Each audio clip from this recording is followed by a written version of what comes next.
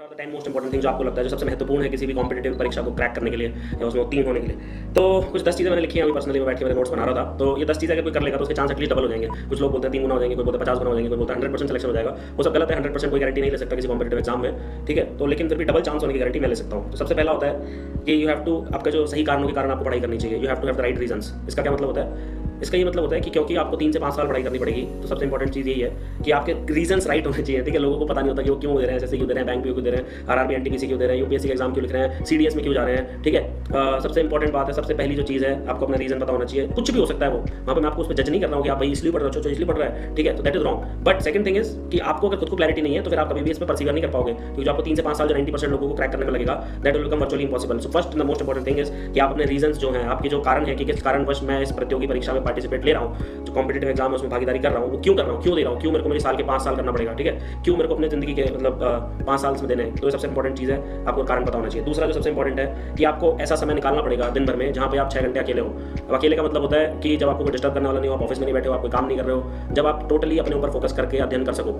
इसका मतलब है कि आपको कोई डिस्टर्ब करने वाला नहीं है, कोई दूध वाला नहीं आएगा, कोई अखबार वाला नहीं आएगा, कोई चाय वाला नहीं आएगा, सुबह कोई किसी भी तरीके से आपको परेशान करने के लिए वहाँ पे नहीं होना चाहिए। अब आप चाहे सुबह 5 बजे उठो, चाहे शाम को 5 बजे उठो, चाहे आप दिन में 2 घंटे सो, रात में 4 घंटे सो, उससे फर्क नहीं पड़ता है। यू हैव टू फाइंड, आपको ऐसा समय निकालना पड़ेगा जब आप 6 घंटे के लिए सेल्फ स्टडी कर पाओ, क्योंकि बिना सेल्फ स्टडी के कोई भी कॉम्पिटेटिव एग्जाम नहीं निकाला जा सकता है, ये इम्पॉसिबल बात है। तो 6 घंटे आपको ऐसे निकालने पड़ेंगे जब आप अकेले हो और जब आपको कोई डिस्टर्ब करने वाला नहीं हो।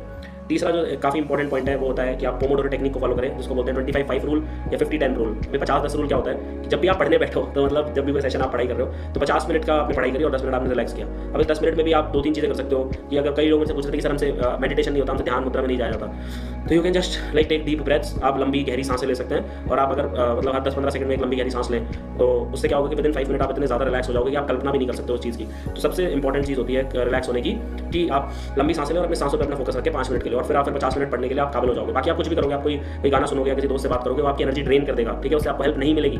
तो जो इंपॉर्टेंट चीज़ थी मैंने बता दी है कि आप जो थर्ड पॉइंट है पोमोडोरो टेक्निक को फॉलो करें। 5 मिनट आप उसमें डीप ब्रीदिंग कर रहे हैं तो 5 मिनट थोड़ा चल लो, ठीक है, या फिर थोड़ा सा टिप्स मार लो, पुशअप्स कर लो, थोड़ी हैवी एक्सरसाइज करनी है वो कर लो। आप ऐसे पढ़ाई करो 50 minute plus 5 minute plus 5 minute. तो this is the best way to study for any competitive exam, क्योंकि आपको 3 से 5 साल पढ़ाई करनी है, तो आपको उसमें काफी इशू होगा, ठीक है। फिर जो चौथी चीज़ है उसमें आपको कुछ इंस्पिरेशनल मूवी, कोई इंस्पिरेशनल कोट, कोई इंस्पिरेशनल सॉन्ग, कोई इंस्पिरेशनल कार्टून, कुछ भी आपको कोई जो चीज़ इंस्पायर करती हो वो उसकी क्लिपिंग आपके मोबाइल फोन में होनी चाहिए। तो जब भी आप डिप्रेस्ड हो रहे हो, कई लोगों को ड्रैगन बॉल जी बहुत इंस्पायर करता है, कई लोगों को कोई अलग मूवी इंस्पायर करती है, कई लोगों को प्रेमचंद से मेरे को इंस्पायर करते हैं, मुंशी प्रेमचंद जी की जो कोट्स होती हैं। तो आपको जो भी कुछ भी जो इंस्पायर करता है, कोई इकबाल मूवी को देख के इंस्पायर हो सकता है, उसके जो कोट्स हैं या कुछ उसकी जो क्लिपिंग्स हैं 1-2 मिनट की, 3 मिनट की, जिसको देख के लिटरली आपके आंसू निकल जाते हैं, मतलब वैसी चीज़ अगर आपके पास हो, तो जब भी आपको पढ़ाई करने की इच्छा नहीं हो रही, तो you can just listen to them and it will make you feel good.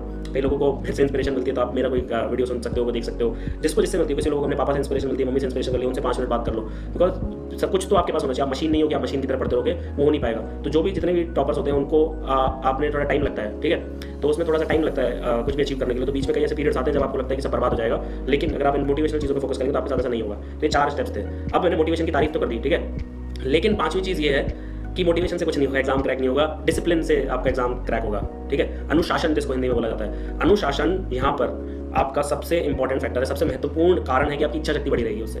अगर आप मोटिवेशन पर डिपेंड हो गए, आप अपने मूड पर डिपेंड हो गए, तो आपकी पढ़ाई कभी होगी, कभी नहीं होगी, क्योंकि मूड तो सबका चेंज होता रहता है। मूड तो यार वेदर की तरह होता है, कभी राजस्थान में आंधी चलती है, कभी तूफान आते हैं, रात को ठंड पड़ जाती है, रेगिस्तान में कभी बारिश हो जाती है, कभी आंधी आ जाती है, कभी सूखा पड़ जाता है। तो वो तो साल में कम से कम 50 बार चेंज होता है। वैसे ही मूड होता है, कभी पढ़ने की बहुत इच्छा करेगी, इंस्पिरेशन आ जाएगी किसी ने अच्छा सा ये वीडियो देखने के बाद, फिर 2-3 घंटे बाद यार सब बेकार है, दुनिया में तो जीना ही बेकार है, चलो अपन संन्यास आश्रम में चले जाते हैं। फिर शाम को लगेगी चलो पार्टी करने चलते हैं, फिर मूवी देखने की इच्छा होगी, फिर गिल्ट होगा। तो यही सब चलता रहता है। तो मूड कीप्स ऑन चेंजिंग, उससे फर्क नहीं पड़ता। अगर आपने एक बार अपना मन बना लिया है तो just stick to that motivation, like एक साइड में रख दो, अनुशासन पे फोकस करो, डिसिप्लिन पे फोकस करो, पंक्चुअलिटी पे फोकस करो, रूटीन पे फोकस करो। और जैसे जैसे आप डिसिप्लिन को फॉलो करोगे, आप देखोगे आप ज़्यादा खुश रहते हो, आप ज़्यादा लंबा जियोगे, आप हेल्दी जियोगे और आप अचीव कर पाओगे लाइफ में जो भी है। तो ये 5वां पॉइंट था। छठा पॉइंट है सिर्फ इसलिए पढ़ाई करो क्योंकि कॉम्पिटेटिव एग्जाम को आपको क्रैक करना है। अब कई लोग इसको नेगेटिवली ले लेते हैं कि सर मुझे पढ़ना बहुत अच्छा लगता है। नहीं, अगर आपको इनहेरेंटली अच्छा लगता है बहुत अच्छा है, लेकिन ज़्यादा मत पढ़ो क्योंकि आपके पास समय कम है। तो जो भी आप पढ़ाई करो वो इस तरीके से करो कि जो कॉम्पिटेटिव एग्जाम में फायदा देने वाली है, सिर्फ वही पढ़ाई करो। बाकी जो फालतू की पढ़ाई है वो ना करो, तो उससे काफी आपका टाइम बच जाएगा इवेंचुअली, क्योंकि कोर्स इतना सारा है। अगर आप डिटेल में चले गए, अगर आप इन डेप्थ चले गए, तो आपका कोर्स कभी कंप्लीट नहीं हो पाएगा। उसके लिए क्या करना है कि पता कैसे चलेगा कि क्या इंपॉर्टेंट क्या नहीं है। उसके लिए जो पिछले गत वर्षों के जो प्रश्न पत्र हैं आप उन्हें सॉल्व करें, और उसके अलावा जो सिलेबस होता है, जो नोटिफिकेशन आता है उसमें सिलेबस होता है कि भाई ये टॉपिक है इसमें इतना आता है, ये टॉपिक है इसमें इतना आता है। और जिन्होंने एग्जाम दिया है उनसे भी बात कर सकते हो कि करंट अफेयर्स कहाँ से पढ़ना होता है, कि क्वांटिटेटिव एप्टीट्यूड कहाँ से पढ़ना होता है, बैंक पीओ में जनरल अवेयरनेस कहाँ से पढ़नी होती है, and so on and so fourth. तो आपको बात समझ में आ रही है ना कि आप कुछ भी कर सकते हो, जो भी व्हाटएवर आपके दिमाग में चल रहा है, it can be achieved very easily. Then ये जब हो गया तो उसके बाद बंदे को ऑलरेडी क्लैरिटी आ चुकी है कि सिर्फ हमें वही पढ़ना है जो एग्जाम में पूछा जाएगा।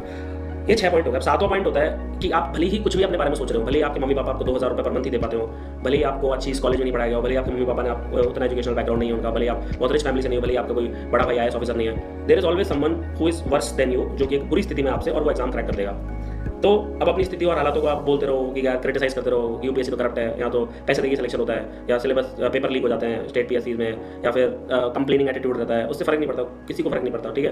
या तो पेपर ही बेकार है, अपने मस्त रहना चाहिए, लोगों को अपना खुश रहना चाहिए, कोई किसी को फर्क नहीं पड़ता, नोबडी केयर्स अबाउट इट। आप समझ रहे हो मेरी बात। तो ये जो 7वां पॉइंट है, ये हमेशा याद रखना कि आपकी स्थिति चाहे कितनी भी बुरी हो, आपने हो सकता है 4 अटेम्प्ट हो गए और आपका प्री भी नहीं निकला हो, ठीक है, लेकिन 5th अटेम्प्ट में ऐसा बंदा होगा जिसका 4 में प्री नहीं निकला, उसका शायद 5 में भी नहीं निकला और वो 6ठे में क्रैक कर जाएगा। आई नो पर्सन जिसने किया है। तो no matter how worse of you are, there is always someone who is even worse than you, ठीक है। Then 8th point for today is, हमेशा लोग कहते हैं कि आप टेंशन मत लो, आप वरी मत करो, आप परेशान मत हो, आप एंशियस मत हो, आप स्ट्रेस मत हो। मैं ऐसे इंसान से आज तक कोई नहीं मिला कि जो बिल्कुल भी वरीड नहीं था और उसका एग्जाम क्रैक हो गया। अगर वो बोलता है तो वो झूठ बोलता है। सुबह उठ के 10 मिनट आप थोड़ी टेंशन लो, वरी मोर, थोड़ी सी ज़्यादा टेंशन लो कि कैसे होगा क्या होगा, ठीक है। Then worry for 10 minutes at least, कि जस्ट ऑलवेज रिमेंबर कि इट इज़ नेवर इनफ, ठीक है। आप चाहे कितनी भी पढ़ाई कर लो, इट इज़ नेवर इनफ, आप थोड़ा ज़्यादा कर पाओगे। ट्राई टू पुश योरसेल्फ, आप अपने जो कंफर्ट जोन है जो आपके चारों तरफ से बाहर निकलने की कोशिश करो। और एक बहुत ही फेमस स्टेटमेंट है मार्क क्यूबन का, work like as if there is someone working 24 hours to take everything away from you.